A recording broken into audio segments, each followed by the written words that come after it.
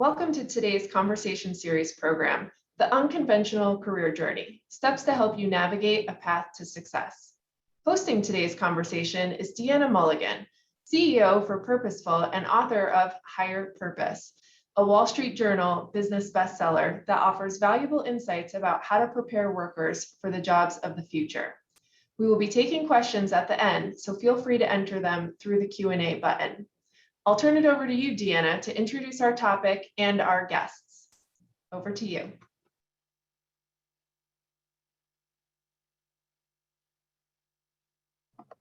Thanks, Honesty, and welcome everyone. Thanks for coming today. I'm Deanna Mulligan, and I'm going to lead a discussion about the road not taken when career paths take an unconventional twist rather than following a straight line. And I think this is a particularly important topic today because we're all hearing about and talking about the Great Resignation.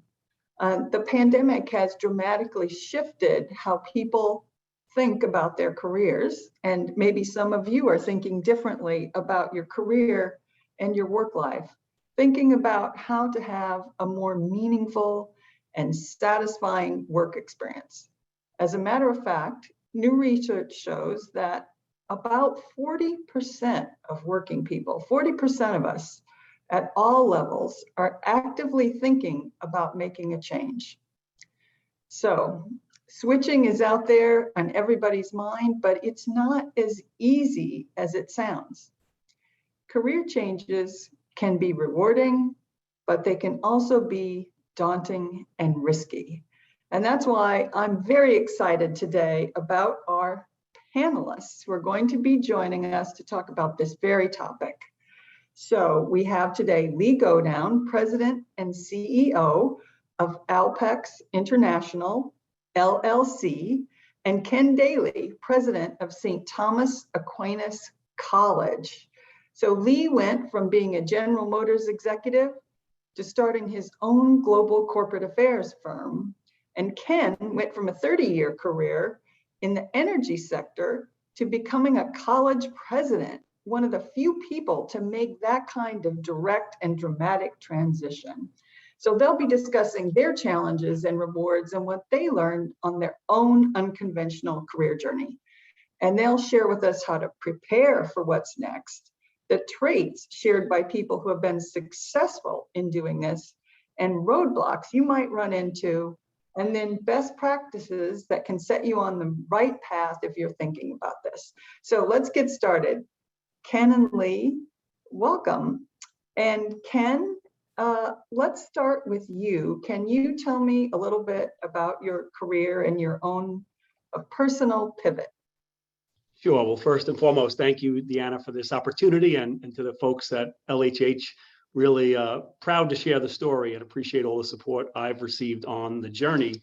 But my career prior to now had been in one company, one industry. I started right out of college as a management trainee with our local utility, the Brooklyn Union Gas Company.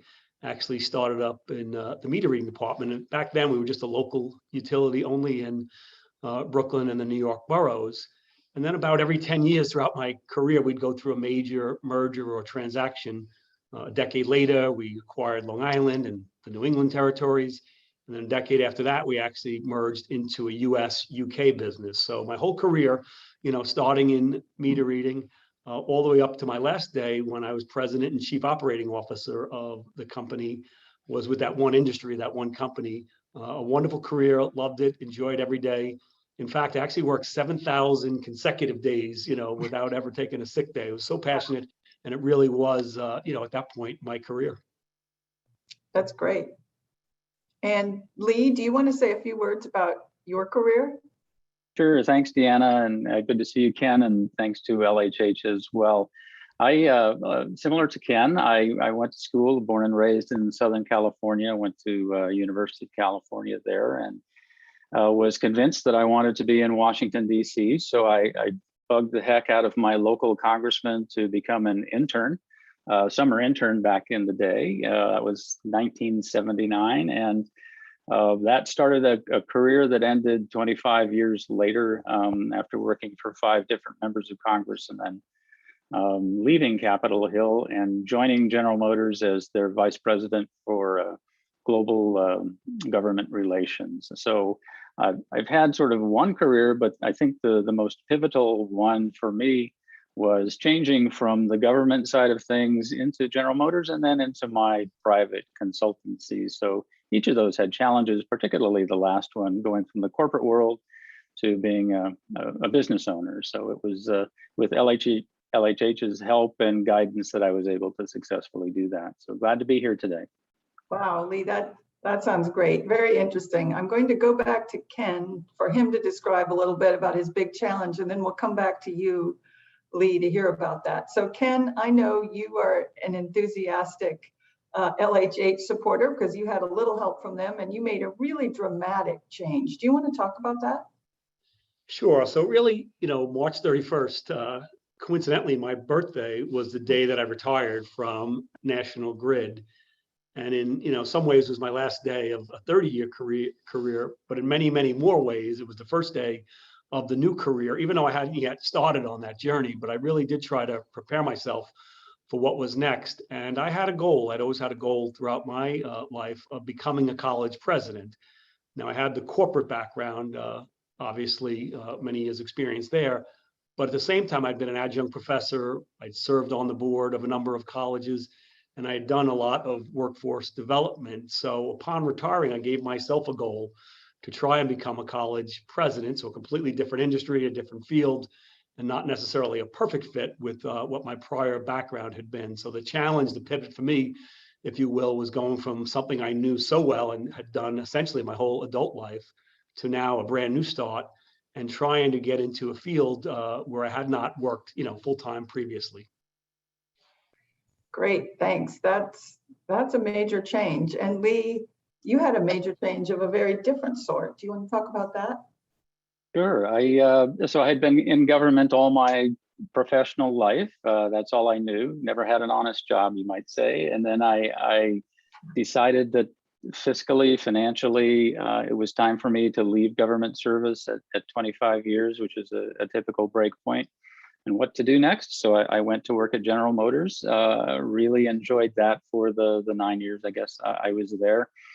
But then because of just the state of the industry, the manufacturing is a tough business, and it's a tough business to be in globally, particularly, which is where my experience was with General Motors, and it was time to leave. So I went to the CEO and some of the senior leadership, and we worked out a way for me to do that. Coincidentally, I retired on March 31st too, Ken. So so we both started out on this path at the same time, and LHH is a contractor to General Motors. General Motors kindly turned me on to the excellent help that you all, LHH, provides. And it was really new to me. So I learned quite a bit, some very fundamental things that helped me go into consulting. Always worked for somebody, and now working for myself. So when I have HR meetings, they're in the mirror in the morning, and it can be good as well as bad. So I really have enjoyed it thus far. Well, you guys have both been fantastically successful, and you talked a little bit about the support you received from LHH. I know there are a lot of people in the audience wondering about what's out there for them. What pivots, when you were doing your pivot, what did you run into in terms of discouragements or brick walls? And then besides it sounds like in both of your cases, your employer was actually encouraging. Who else or what else encouraged you? So what were some of the things that, really kind of got in your way, and things that were helpful in terms of the outside world? I'm just trying to think about what our guests out there can expect if they're considering something similar. I mean, I'll gladly start. For me, I think the hardest part was it was hard to leave. I'd been there 30 years. It was really the only thing I knew. I was essentially, Mr. National Grid. I'd worked there, like I said, almost every day of my adult life. Was well known by employees, knew our customers, knew the local communities. But I think similar to Lee, it was time to go. and I really felt that the hardest part was to not look back, but really to focus now on the new chapter.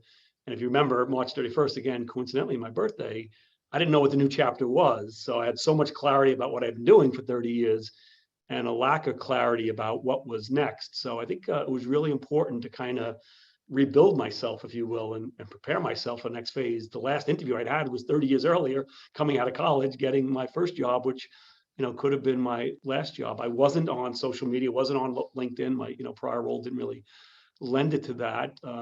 Had to reconnect with a network and certainly share LHH's role as we go forward. But clearly it was getting myself ready for the next phase. In terms of support, it always starts with family.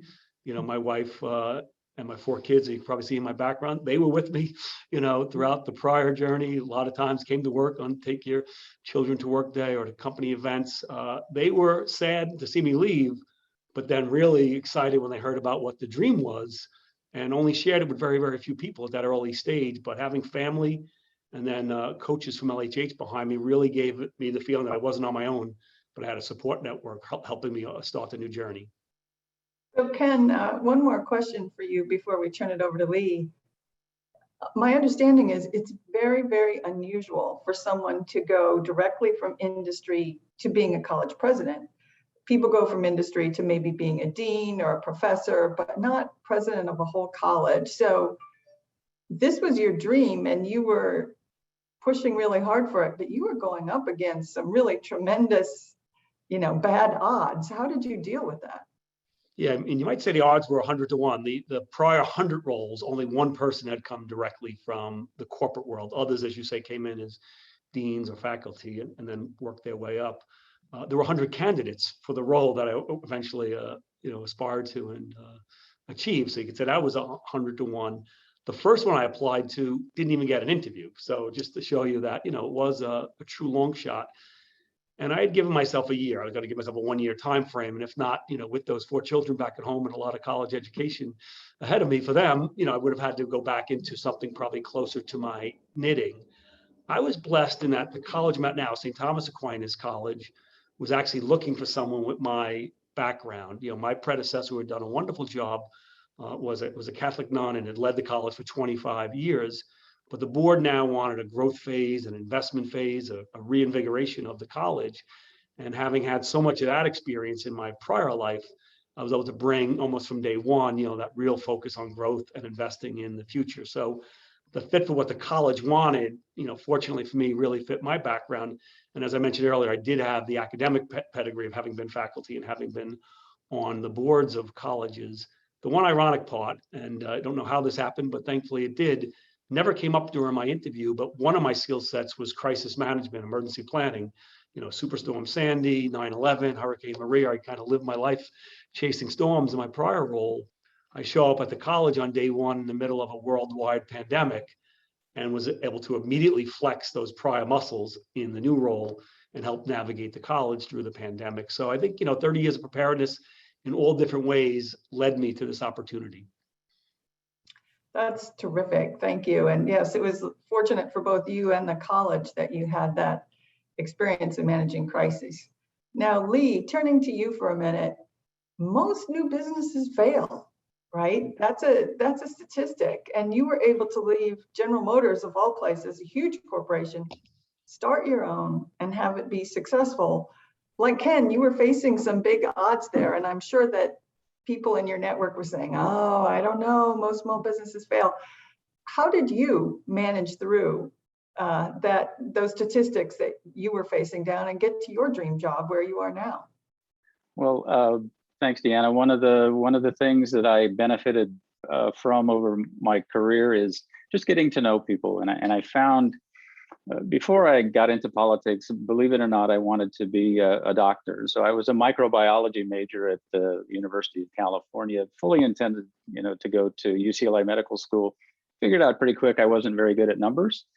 So that changed that, and I changed my major to political science. But there's a connection there, and there's a connection in my entire life, really, and that's kind of paying it forward and giving back. I think very similar to Ken's worldview too. when I worked on the Hill, I really enjoyed mentoring, whether that be interns, staff members on a congressional staff, or the member themselves. When I got into the corporate world, very similar. CEOs, corporate leaders are extremely good at what they do, but often in my space, in the government affairs space, it's a little bit of a black box. So I really enjoyed teaching about that black box and what was in there.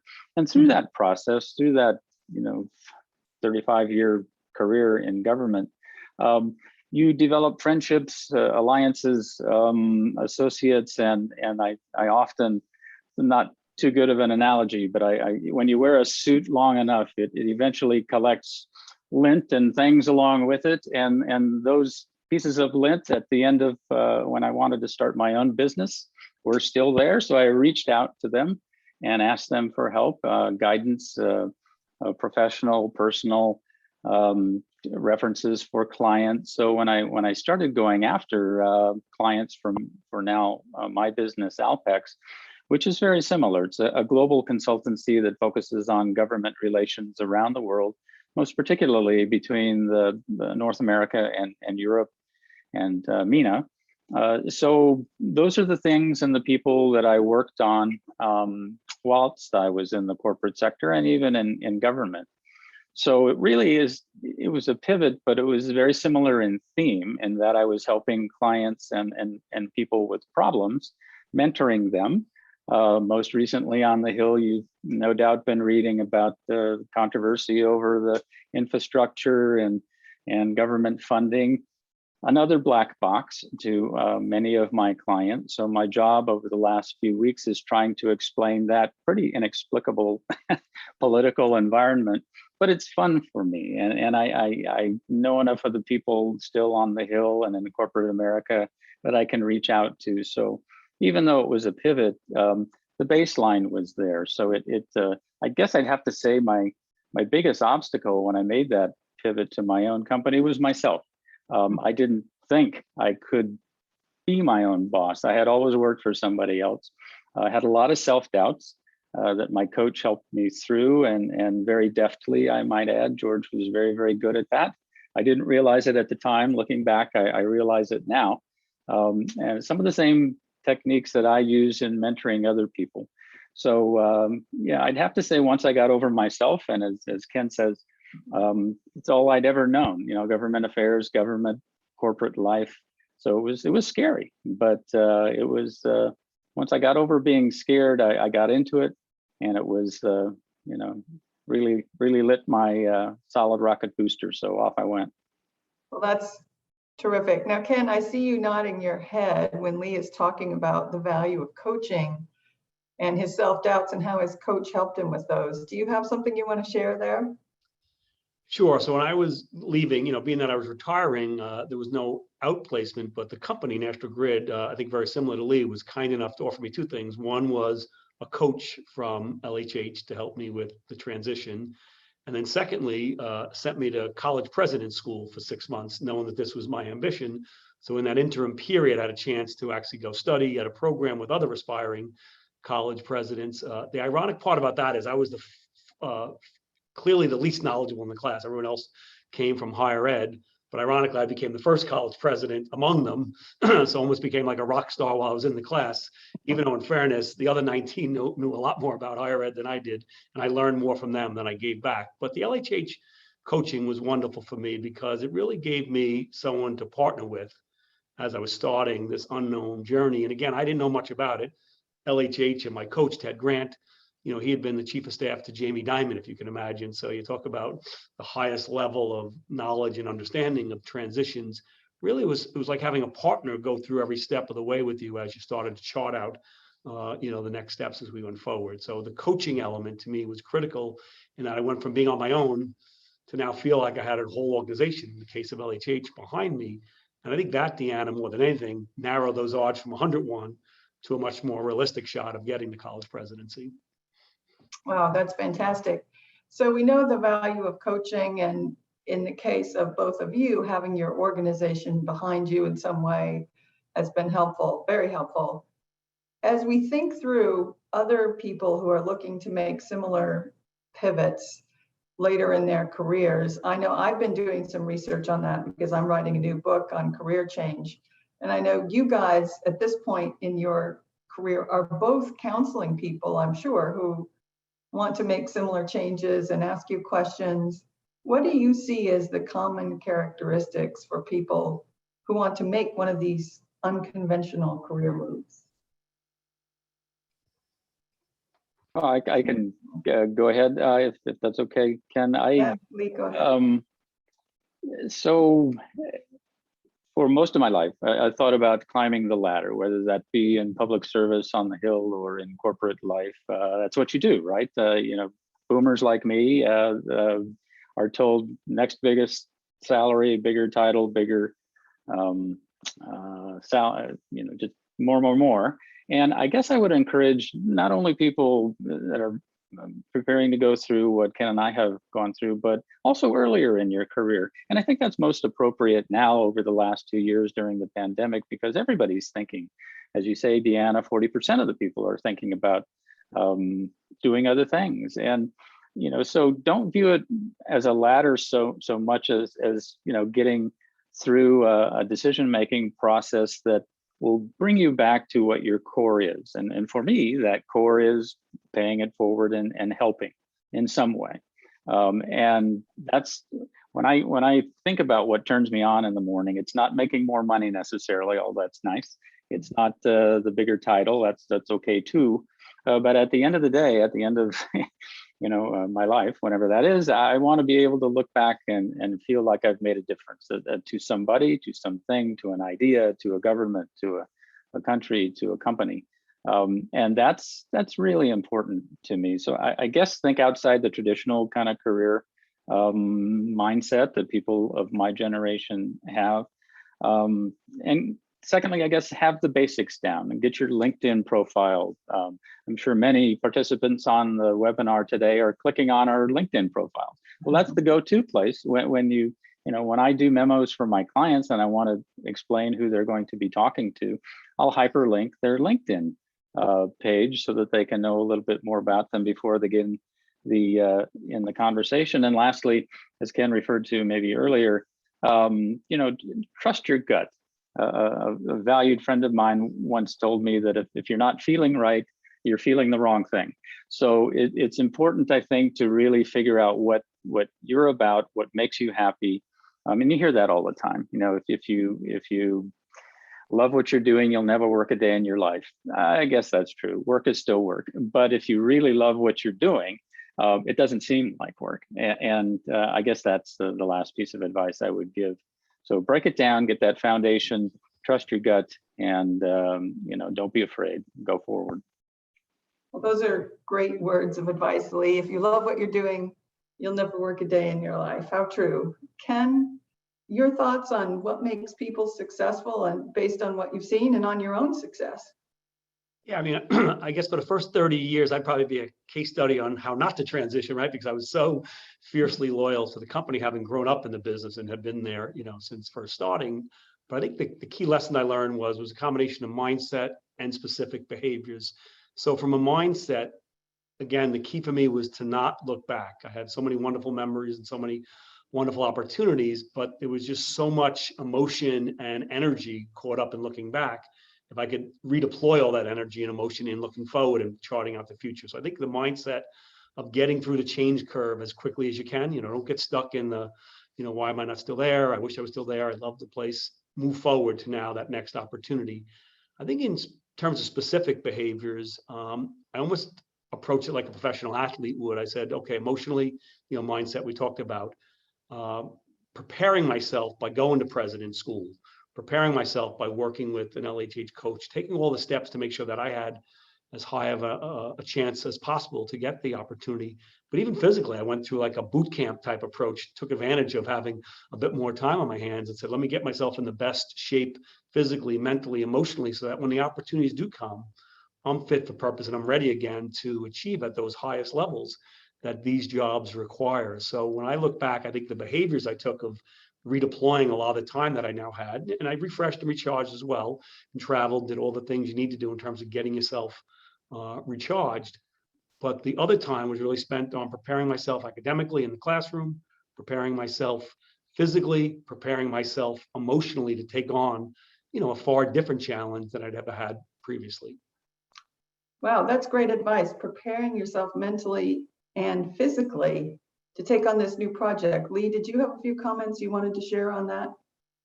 Just a couple quickly. So much like Ken, it's important really to focus on, taking care of yourself. The pandemic, I retired about when the pandemic started. So my wife was used to having me at home. I don't know if that's a good thing or a bad thing, but it was when I started my own business, it started at home. But you make time. I live about 15 miles from Washington, D.C., and I was commuting in every day. It took about an hour and a half. So now the commute is not so long, but I still try to follow a routine. Apart from the nuts and bolts that we talked about earlier, your LinkedIn page, your bio, preparing yourself academically to do what you want to do. Important to still stick with a bit of a routine. For me personally, I know that's true, and I think perhaps for many. So I get up, I get dressed, I get showered, I shave. When you're feeling strange, do something that's familiar, like shaving. Admiral McRaven's advice about making your bed is something I really follow every day. So no matter what goes wrong in my day or goes well, at least I can look forward to a crisp bed at night, and that's always the same. So a routine, I'm being a little flippant, but routine, getting some sunshine, preparing yourself mentally really is very, very important to making sure you make a successful pivot as well.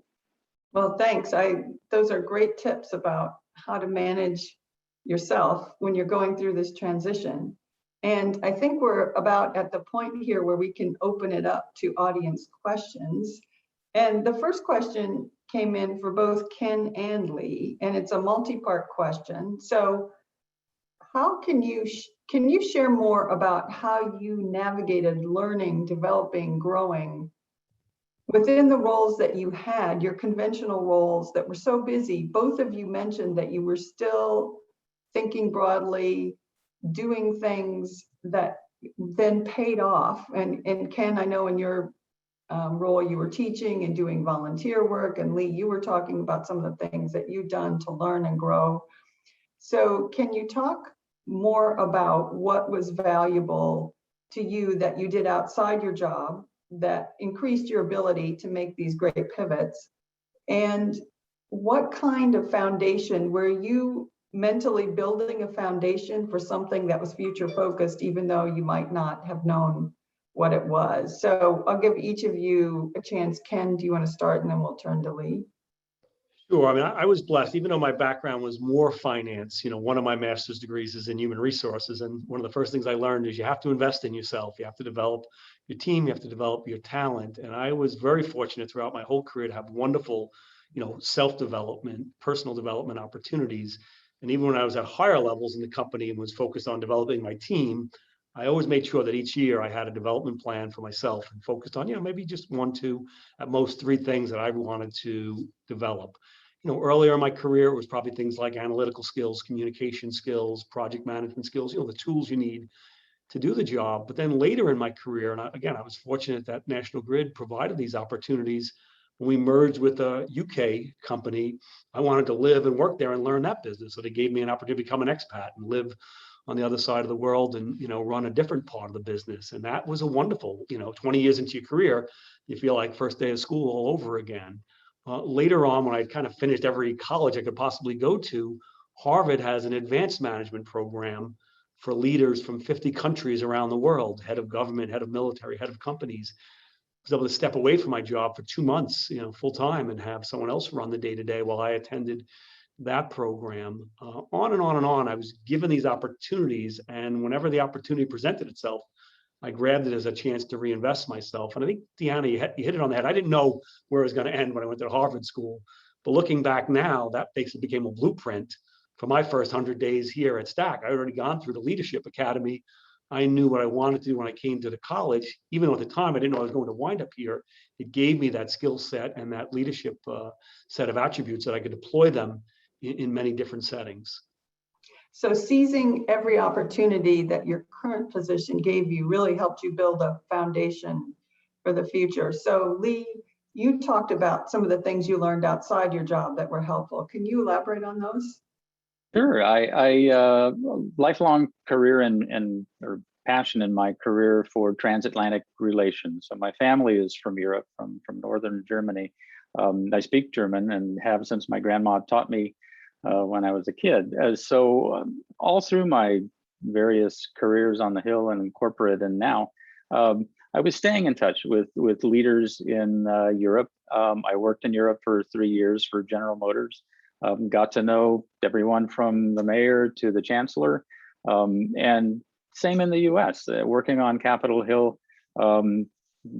meeting a variety of presidents, members of Congress, senators, other leaders.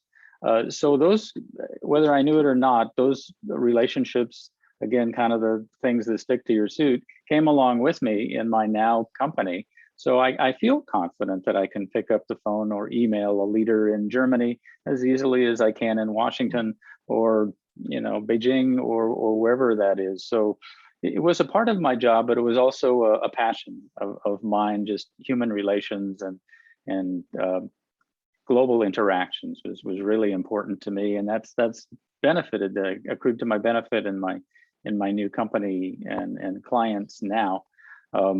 So it's easy to do that, and well, it's not easy. It takes time, but if you focus on those sorts of things, it will accrue to your benefit, and then it'll come in. It's not wasted time. Just as Ken's experiences in training for his corporate job sort of now are helping him in his college presidency. Same with me, I think.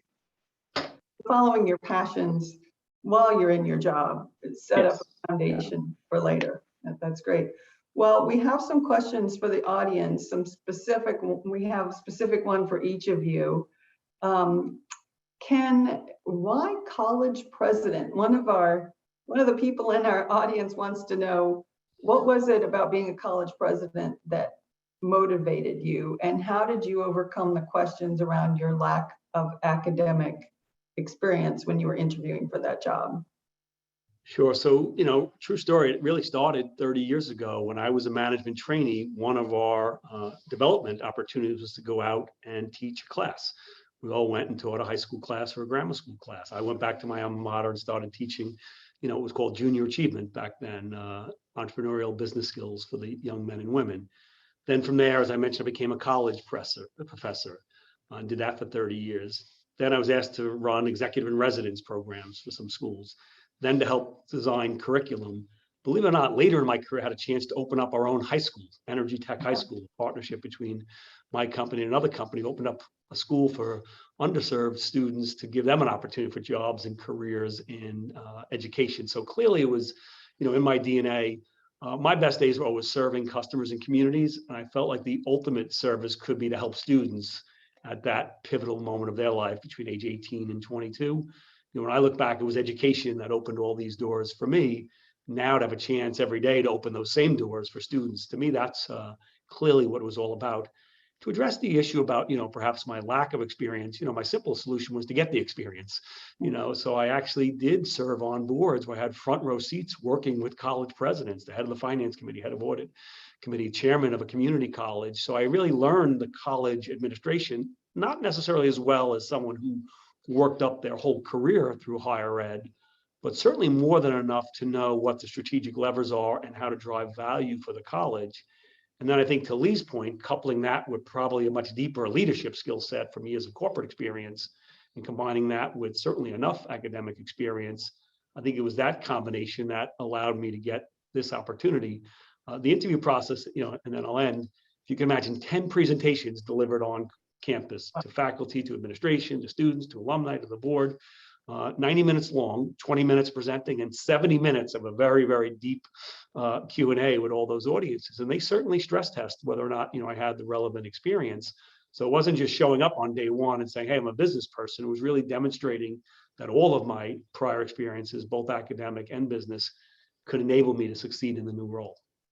So that's great advice. Thanks for anybody. First of all, your sense of purpose and helping others, which Lee mentioned earlier, really helped you here. And then building a not-for-profit or volunteer sideline in something you think you might want to do later, and really helping connect the dots for people. That's what I'm hearing. That's terrific.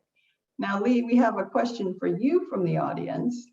So with your successful transition from from politics to corporate to being self-employed, being an entrepreneur, with everything you know when you look back on it, would you have made the transition to working for yourself sooner than you did had you known how it would turn out?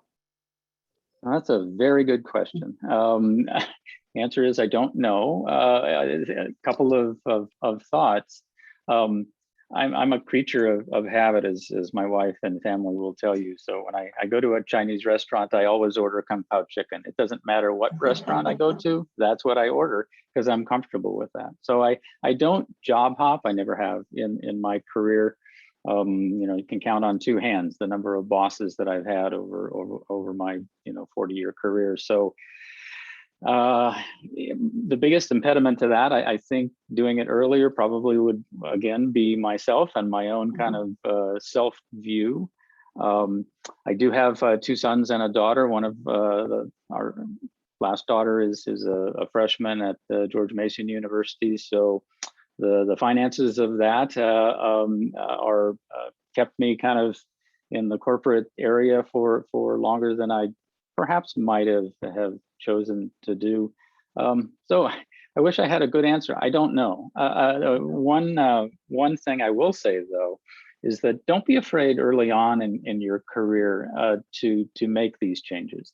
Don't wait. My advice is now approaching retirement, whenever that is, if that is, boomer, as I say, don't wait until then to have the decision made for you. Oh, I've got to make that decision now because I'm less marketable perhaps in the corporate world, possibly. So don't be afraid to make it at any stage of your career. And it's not like you can't go back. I mean, if you decide to do something on your own, make a career change, doesn't work, okay, then you can always go back to your core competency and skill, and at least you've made that effort, and you can try it again. If it doesn't work out the first time, maybe it will in 5 or 10 years. So I don't know the answer to the question, but I hope some of those thoughts might be helpful.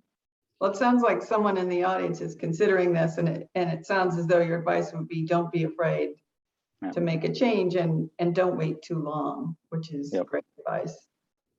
We have another question here for both of you, so we can answer it one at a time. Very good question about how your network played into this. So you decided you wanted a new career direction. What did you learn then about your network and what you needed in it? Would you have done something differently had you known that you were going this direction? And then at the time you made the pivot, when you looked at your network, what did you do differently, if anything, about networking? So Ken, you want to start?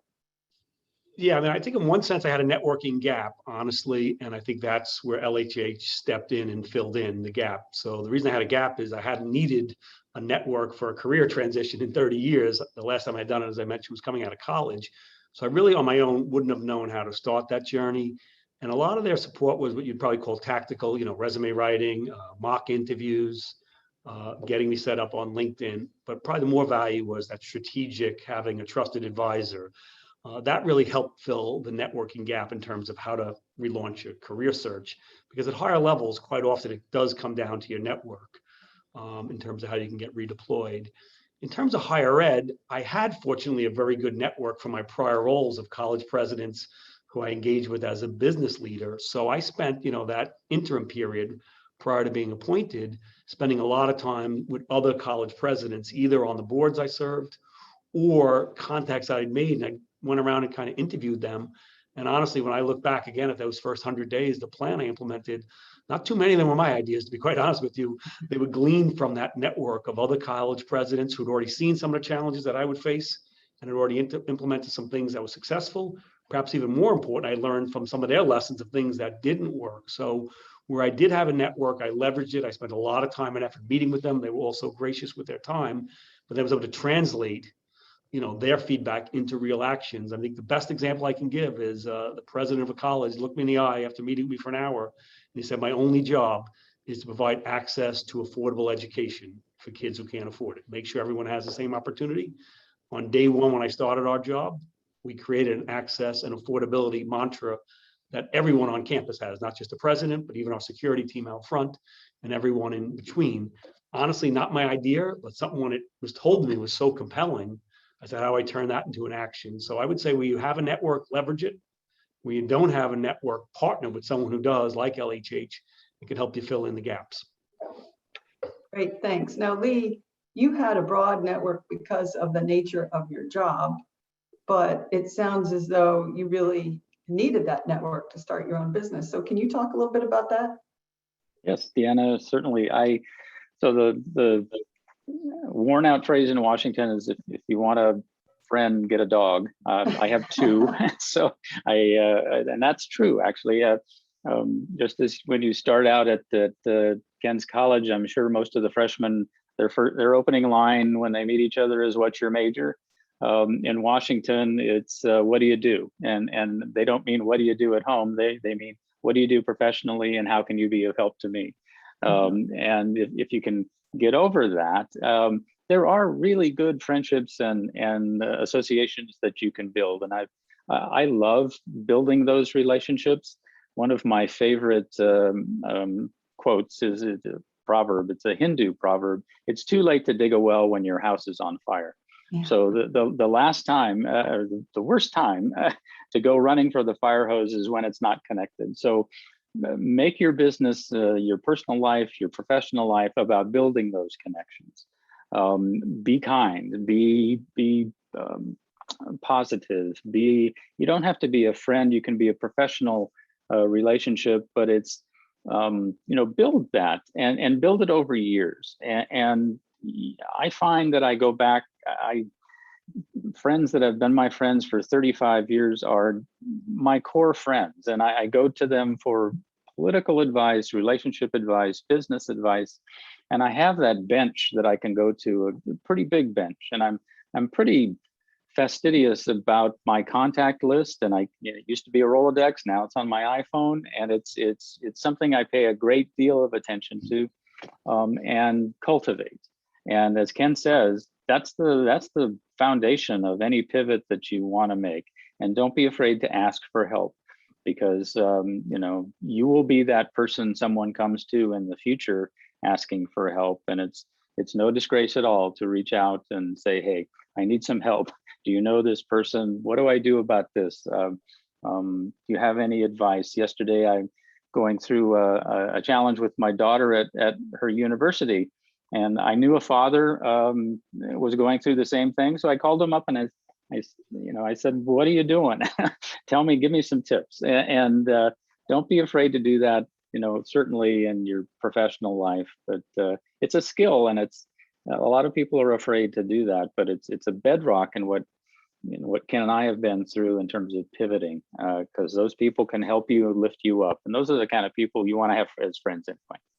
Yeah, so make friends along the way and don't be afraid to tap into those networks when you need them. Yeah. Any advice? You've had some great tips here for what people should do as they're considering a career switch. Any advice about what not to do, what didn't work, or any stories about career transitions you've seen or heard that didn't go so well, so that we can help people avoid those pitfalls? Yeah, and I think the number one point I would make is, again, what I call that change curve. As you're going through that down cycle of a change curve, really you need to get through it as quickly as possible and don't let yourself, fall so far. So in my case, it was retirement. I was leaving on good terms. I was supported by the company, and it was terribly hard despite that. Can you imagine about a person who leaves under much more duress and more difficult financial circumstances? So I certainly have a lot of empathy for anyone going through these changes. I think Lee and I are both resources to them if they need support. But I would say the one thing is you have to get out of that cycle. It's hard. It's really hard. And you got to take all that energy and focus it on the future. If you get stuck looking back, or if you get stuck, feeling bad about what happened, you're going to really lose a lot of valuable time. You need a little bit of time, of course, to, as I said, refresh and recharge, but take all that energy and that skill set that made you successful in your prior life and start applying it to this new journey, because it's hard. It's not always a 1-to-1 shot. Sometimes it's a 100-to-1 shot. And sometimes you might get 99 bad phone calls before that one good call comes in. So I think, to me, it's about the ones I've seen that haven't worked is when you see the person, you can see they're going through a transition. It shows on their face, and they're not shaving, I guess, to use Lee's example, and their bed's probably messy, although I won't say much more about that. Other folks, they look better than ever. They're crisp, they're prepared, they're ready to go, even though they're going through a transition. So I think it's getting yourself into that game ready state as quickly as you can, because those early moments are precious. That's when a lot of your network will be out there. A lot of the opportunities may present themselves. So as hard as it is, I think it's to try to fast track through the change curve and into that preparedness mode. So self-management is really critical. Lee, anything not to do or any failures you've seen and how to avoid those? Sure, a couple thoughts, Deanna. So Ken and I both had the pandemic start about the time that we were doing this. And we've all read a lot about how difficult it's been to just get up and, get ready for a day and work from home and do the best you can. That is very similar to the pandemic response for everybody, staying at home and working from home, perhaps if they could, is very similar to a pivot. So you've got to keep, as Ken says, your sense of self-worth. I saw a note about what if this happened to you? What if it was not your choice? What if you were let go from a job or something like that? I think the same rules apply. I mean, the big potential victim here is your self-worth and your self-view. And it's easy. It's easy to get down. It's easy to put on the gray sweatpants, and that's comfortable, and eat the quart of ice cream and self heal or something. But you've got to, as Ken says, take yourself and say, look, all you got here is you and your connection of friends that you can rely upon. Use those. Take care of yourself as best you can, but do a couple of things each day. Send out an application or make a contact or lean on a friend. Every day, do something. Even though I have my own business, when I see opportunities pop up on Daybook or whatever, I'll apply for a job simply because it's a good experience to interview. And you don't want your most important interview to be your first, and if somehow Ken decides he's had it with education and the job opens up at St. Thomas Aquinas, I'm like, hey, I may apply for that. But it's really something you keep your skills fresh, even though if it feels like it's a little waste of time, you're off doing another career, but heck, keep your foot in the interview pool, take a look at your LinkedIn page now and then. One of the great things, and it's really an amazing thing to me, is that the help that I got from some true professionals through LHH on LinkedIn, your bio, the coaching techniques is certainly, they're evergreen. I mean, I looked at my LinkedIn bio yesterday that LHH helped me build, and I change a couple of dates, maybe a word here or there to tailor it to a particular client that's going to be looking at it, but it is solid. And if you have that bedrock, that's time you can spend thinking about what you're going to say to the client or to say to the person interviewing you. You don't have to worry about the resume if it's tight, or your LinkedIn profile, or your references or what have you. It's one less thing to worry about. Just some thoughts. Lee, I've only been here for 1 year, and if my history is any guide, 29 more years to go, so it might be a while, but happy to host you for a visit. Keep me in mind, Ken. Absolutely. Well, I think it's great advice from both of you to use your network, to be prepared, and most importantly, to manage your attitude and your thinking, which we know is hard. And I just want to remind the audience, we're open for questions if you have any more questions out there. One question that I have is, during the Great Resignation, we talked about that at the beginning, and we see so much about the Great Resignation in the media, and 40% of the people looking for new jobs. do you expect that we could have some boomerangs out there? So 40% of the people are thinking about something, they try it, they go back. Any just thoughts on how that might work? We're in a different time now. Both of you had very long careers at your, the primary organization at which you worked, and then you made a big change. But we may be in a totally different time. Any thought about the Great Resignation and whether that's going to last, and whether some people might regret? Yeah, I mean, honestly, I didn't see it coming at all. I thought we'd have the opposite challenge post the pandemic, that there would be far too few jobs for too many people. What we're seeing now is a lot more, job opening and a lot of concerns on filling the jobs. I think what happened, and I'm not an expert for sure, but probably the only good thing to come out of the pandemic is a lot of folks rediscovered the balance between work and life. My joke used to be, I got the work balance down now. The next phase of my life, I'll figure out the life balance. I think during the pandemic, folks had a chance to walk that dog and to see their children off to school in the morning and to reconnect, with family dinners and all that. And I don't think they're willing to trade it all back now, even though the pandemic is fortunately starting to taper just a bit. So I think that part of it, that like reemergence of balance and the importance of family and the importance of your own personal life, I actually think is an enduring feature that's coming out of the pandemic. I think it's a wonderful feature. I do think it pivots it back a bit, and maybe the ultimate is that there's some type of you're in the office a few days a week and you're home a couple of days a week, or you're anchored in your main career, but you have other adjacencies to that you start to pursue, things out of your own interest, whether it's volunteer work or others. So I do think it is a permanent type of a shift we're seeing. Having said that, I think just the economic reality of having to provide for yourself and your family, I do think folks will ultimately play their strongest cards, which is probably closer to their knitting. And I think that's just the economic reality. But I would say, Deanna, from what I've seen, it is a permanent shift, and that people have kind of really reemerged from the pandemic, caring a lot more about things that perhaps we all let go for too long. So the Great Resignation has incorporated in it some elements of work-life balance, which you guys talked about, some of the self-management things that you did in your career transition. It sounds like maybe we should be doing more of those as we go along in our work life. Lee, any last thoughts? Because we're getting ready to wrap up here. Yeah, I see. Just a couple real quick. As I said, I commuted into Washington every day for the 9 years that I was on the corporate side. It took anywhere from an hour to an hour and a half to get to and from work, both. I had to go into Washington for a couple of meetings yesterday, and it took just about as long, even with pandemic traffic. And I sat in the car in traffic, and why did I ever do this? What was the what was the theory? And one of the meetings I went to, one of the first larger gatherings of people at a hotel in Washington, everybody was back in their suits and ties, and I chose not to put a tie on because I just have gotten to like that quite a bit.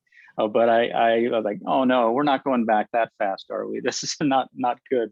But I agree with Ken. I think there's going to be a hybrid, I think, and it's a positive thing to me. I read a lot of history, and the pandemic of after the First World War, the Spanish influenza, and the Roaring '20s, and the reaction to that kind of psychology going on in a previous pandemic. There's some lessons to be learned there, and so I kind of view it. I think, as Ken mentioned, a good thing to come out of this, that we've discovered other things. My wife's an artist. I like to race cars, so she'll go paint at her studio, and I'll go race my car on the weekend. We don't have to necessarily do things together, but it's those self-care things, the things that take you out of your space to give yourself a bit of a rest from the professional side are incredibly important during the pandemic, and also in a pivot like we're talking about here. Well, terrific advice, Lee. Thank you. And I would just like to give both of you, Ken and Lee, a hearty thanks for all of the advice you've given us today. And just to wrap up and to recap, thinking about your passion, and for both of you, helping other people has really factored into your early career and also really helped you make your pivot in your transition. Using your time wisely in terms of opportunities that your current career provides you and opportunities you may have outside of work to continue to hone your skills, build your network, and really, chase those passions, whether it's teaching or thinking about foreign countries and traveling, whatever it is, those can all be things you use in your transition. So those were some tips that I took away from what you said. And I just want to thank you both and thank the audience for the terrific questions you sent in today. And I wish everybody the best of health and the best of luck in their great transition. Thanks, Deanna. Thanks all. Thanks, everyone.